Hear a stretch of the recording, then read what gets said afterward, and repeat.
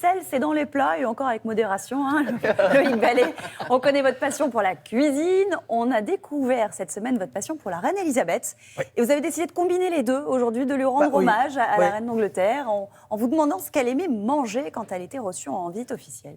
Et aussi en se penchant sur comment on accueille, comment on accueillait la reine finalement lors d'un déjeuner ou d'un dîner d'État. Et là justement, je me suis penché, je me suis souvenu d'un chef qui m'avait raconté, mais avec des étoiles dans les yeux, lors d'un tournage, un des derniers déjeuners qu'il avait pu faire pour la reine. Et donc on est allé le rencontrer, il se nomme Stéphane Carbone, on est du côté de Caen, et je vais revenir sur le dernier voyage d'État de la reine Elisabeth. On est en 2014. Elle va venir passer presque 48 heures en France. Ouais. C'est le président François Hollande qui la reçoit. Et elle vient surtout commémorer le 6 juin 2014, les 70 ans du débarquement. Alors là, sont reçus à Caen, en grande pompe, une vingtaine de chefs d'État. On va faire un déjeuner dans l'intimité. C'est ce que le président Hollande avait demandé. 38 convives, l'intimité. Oh bah c'est... Oui. Mais pour un déjeuner d'État, c'est de l'intimité. Ouais. Et donc Stéphane Carbone fait partie des 5 chefs étoilés à être nommés, appelés par le chef Guillaume Gomez, qui est le chef de l'Élysée, qui gère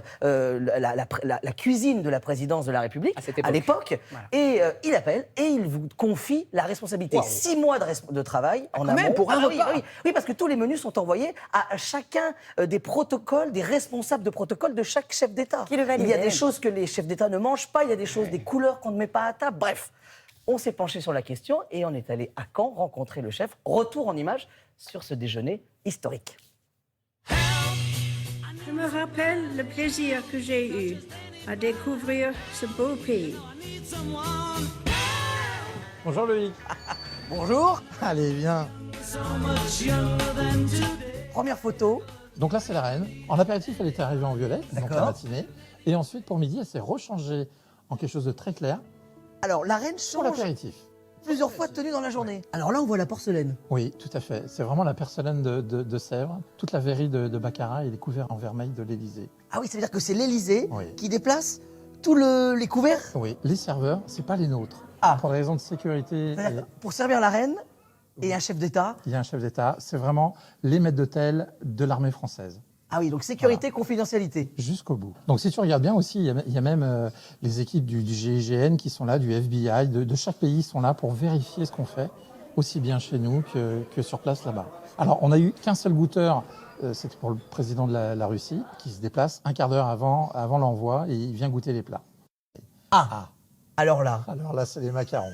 Les fameux macarons. Pourquoi les fameux macarons? Alors, on a tout préparé, tout au millimètre. On a fait ça fait 6 mois qu'on travaille sur le repas. Ça fait 6 mois. On n'a pas imaginé qu'au moment du café ou au moment du tea time pour la reine, elle a goûté. Et quand elle a mis les macarons, ils ont mis les macarons dans leur bouche, ils avaient un peu de colorant bleu sur la langue.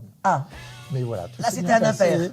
Voilà, le président de la République a bien fait les choses. Il y avait un petit sourire, Obama aussi. Donc, ils en ont bien ri. D'accord. Et du coup, nous aussi. D'accord. Allez, on fait dans la cuisine. On va goûter le dessert de la reine. Alors, c'est un biscuit normand, c'est à base de farine, de beurre, de sucre, un tout petit peu de levure et de la fleur de sel. D'accord. Biscuit normand dans la tradition. Voilà. Et ensuite, on va rajouter une bonne crème normande qu'on a fait monter avec de la vanille.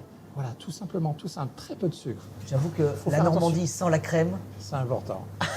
C'est pas possible. Voilà. On dirait un des chapeaux de la reine, presque. C'est ce que j'allais te dire. On est parti sur ça, en fait. Goûter au dessert de la reine. Faut pas avoir peur, faut pas hésiter. Tu prends la crème, un peu de chocolat, voilà, et un peu de pomme. Tu sens la douceur. On a le fruit qui est un petit peu croquant, le soyeux de la crème. On a tout coupé à la cuillère. Normalement, on n'a pas besoin du couteau.